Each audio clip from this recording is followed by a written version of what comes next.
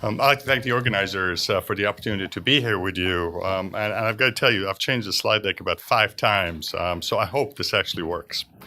We're going to start with a game, actually. So we're going to have 2 options.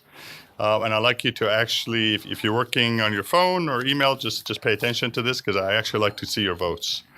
So we're going to play a game where I can give you $5 right now or get a chance to flip a coin. Now, if we flip the coin, if you don't call it correctly, you get nothing. But if you do call it properly, then I'll give you $10. Okay? Everybody's pretty clear about what the game is? Perfect. How many people would want the $5 right now? Great. And how many people would want to see a flip a coin? Choose. Great. So most people would choose 5. Perfect. So that's game 1. Now, game 2 is just the opposite. You're going to give me, option A is you're going to give me $5 right now, okay? Or you get to choose to flip a coin. Now, if I call it, I get $10. If I don't call it, I get nothing, all right? So it's up to you now. How many people would choose option A now? And how many people would choose to flip a coin? Perfect. This is fairly consistent, actually, with what we've seen in the literature, and is the basis for prospect theory. So Kahneman and Tversky actually won the Nobel Prize in 2002 for this, saying that we're actually value losses much more than gains. And the reason this is really important is because it has a huge impact on elimination efforts globally. For hepatitis C elimination, we're going to have to spend money up front. We don't like to do that. Right? We rather flip the coin. So if we have to give away money, we rather flip the coin. But if we're receiving money, we want the cash, right? We do not want to flip the coin. We don't want to take any chances. And that's the way the policymakers work. So keep that in mind as I go through my discussion. All right, so what's really the objective of any good decision analytic programs? And it's really helping policymakers to make informed decisions.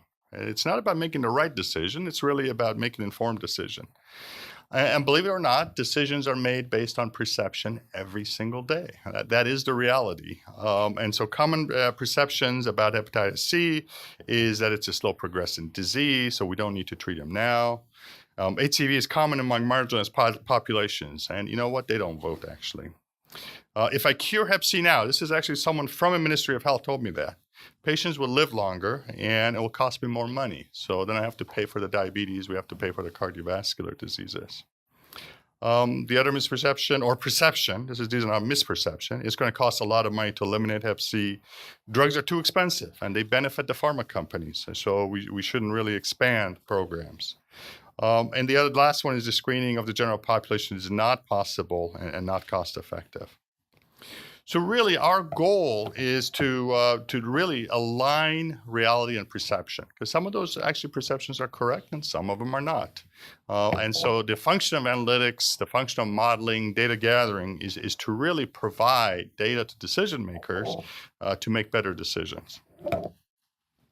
So since 2011, we've been systematically going around the world and actually collecting data for individual countries, working with the ministries of health, working with the experts in the individual countries to say, look, what is the disease burden in the country and what's required in order to drive decision making? Now, you've seen some of these publications. So this particular one came out in the origins of this actually came out in Lancet Gastroenterology just early last year. And this is an update. So globally, we estimate that there's about 69 million individuals infected with hepatitis C. Overall prevalence is around 1%. Now, the graphs on the bottom are really important because if you look at the number of treated patients, in fact, globally, the number of treated patients has been increasing dramatically. But keep in mind that most of that is actually in low and middle income countries. So Egypt treated 500,000 people in 2016. Compare that to 300,000 in Europe and European Union combined, right? So Pakistan, China illegally treated 200,000 people on DAAs, right? So large increase in the number of treated patients. And in fact, if we look at the line graphs on the bottom, the center one shows the total number of infected cases. So the red line shows that if we do nothing, so if we continue doing with the interferon, the old days, the total number of infections would have stayed kind of flat. And then the graph on the right shows liver-related death. And in fact, we would have seen a massive increased number of liver-related death.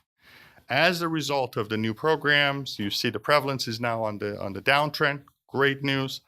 Liver-related death is actually lower, but it's still on the uptrend, unfortunately. And if we actually go after the WHO elimination targets, is really the green line, and it shows that we have a significant impact on prevalence and liver-related death. And that's really what the goal is. If we want to achieve the 2030 targets, we want to be on the green line trajectory.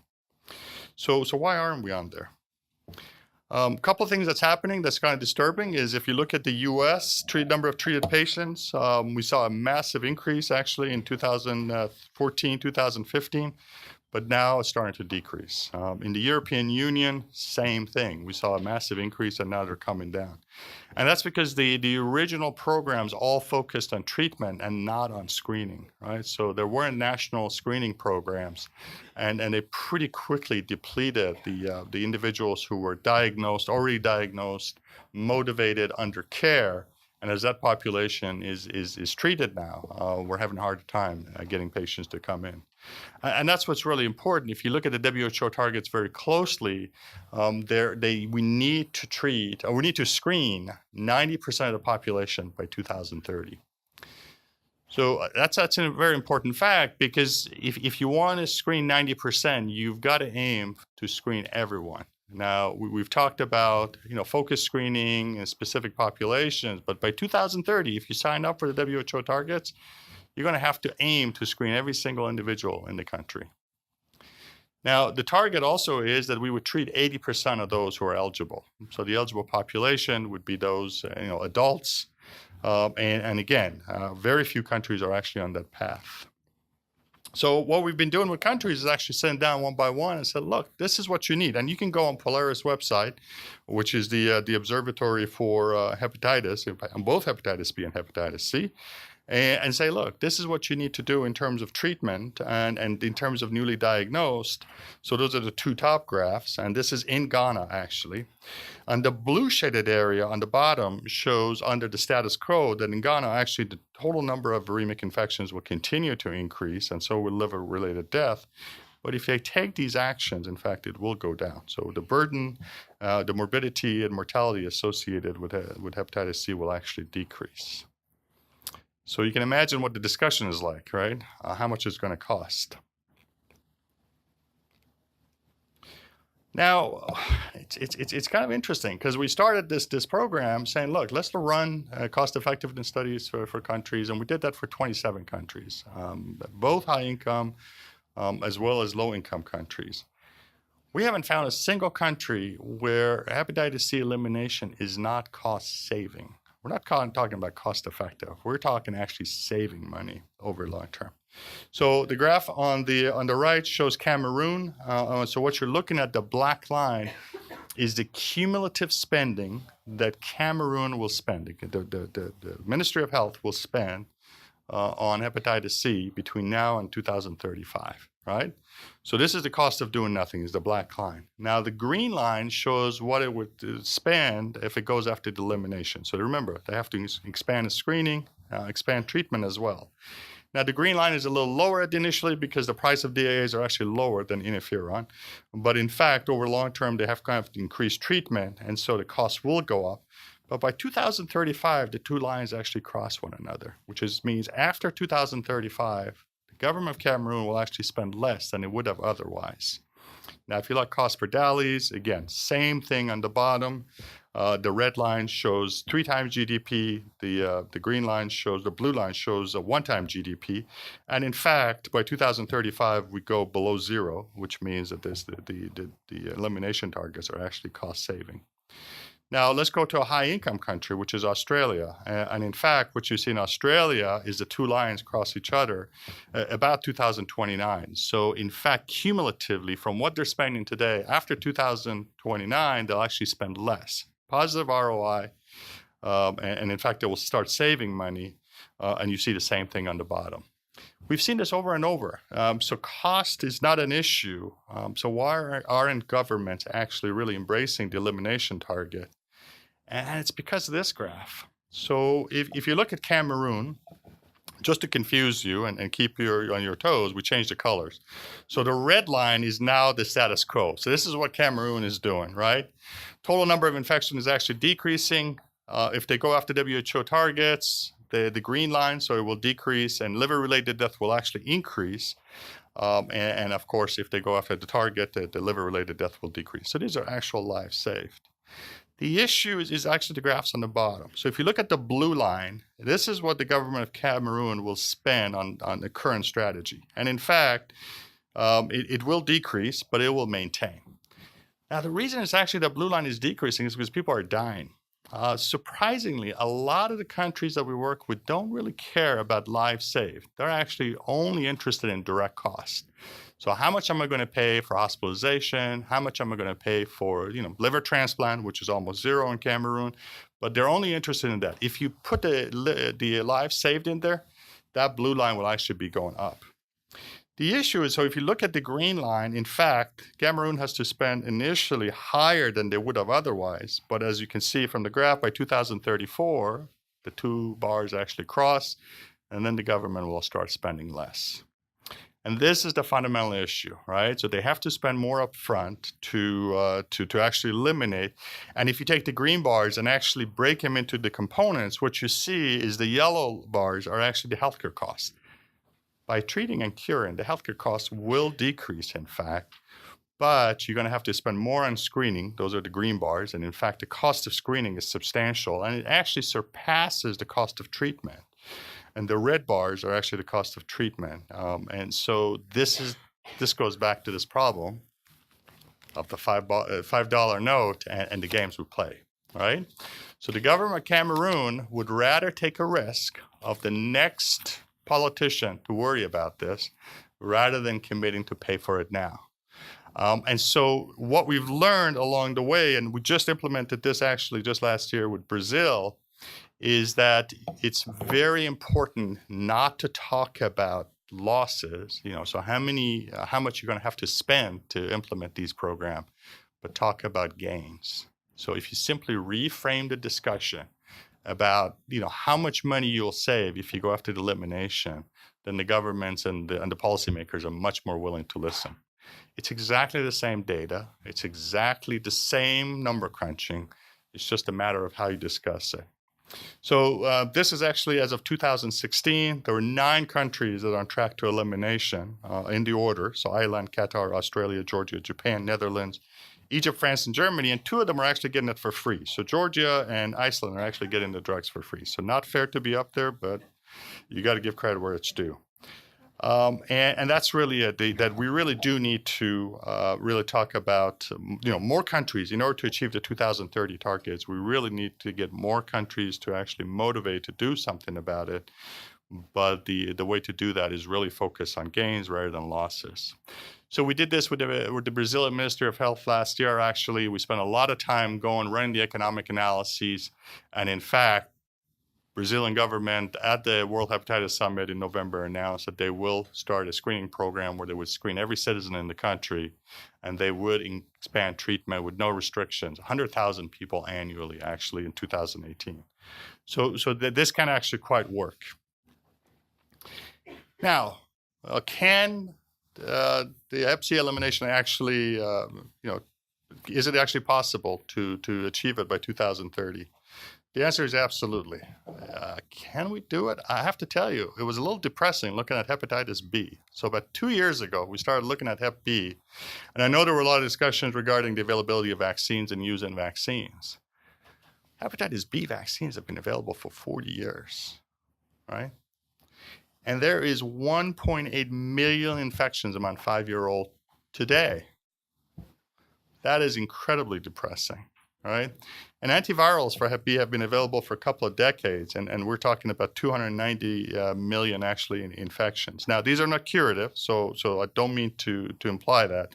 But the fact is that after 40 years, we still haven't eliminated hepatitis B. So this is actually a publication that will come out shortly in Lancet Gastro and Hepatology, and I'll show you some results.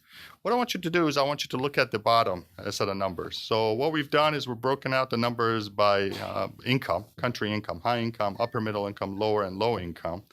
And then we look at the prophylaxis level. So, in low-income countries, remember, Gavi is providing the vaccines for free. So they're getting the 3-dose vaccine. But they're not providing the birth dose for free. So look what happens there. So countries are not providing birth dose for their citizens. So we went to Gavi and said, look, guys, what's going on? Why aren't you providing birth dose? And they said, look, the birth dose costs less than $1.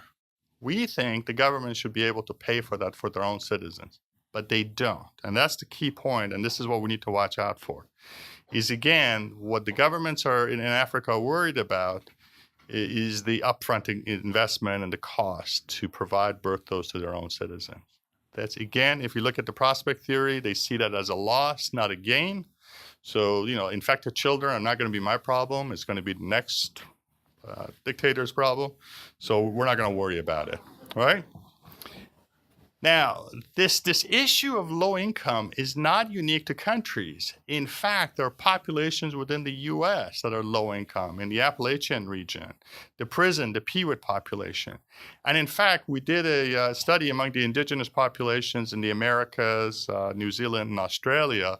And in fact, the prevalence of Hep B and Hep C is higher. So the low income observation is unique to low income. It doesn't matter where they reside, actually. And that's really an important point. So I don't want to end the conversation on a down note. The data and modeling can be very effective in developing insights for policymakers. And really the goal is to support informed decision-making. But it's really important to note that the hepatitis C elimination is cost-saving. We're not talking about cost-effective. Competition has been amazing. The prices have really come down. But what we need is political will. And in order to get that will, what we've observed is really to focus on gains. So lives saved, transplant averted, less healthcare spending rather than losses, which is how much you're going to spend. And be very, very careful about analysis paralysis. Government officials are incredibly shrewd. So you come with these models, you come with these analyses, you present your case and go, yeah, that's great. But you know what we need is we need to have how hepatitis C compares to cardiovascular diabetes. So wouldn't you guys do an analysis for that and come back and then we'll do a comparison. So be very, very careful because they can drag out the decision.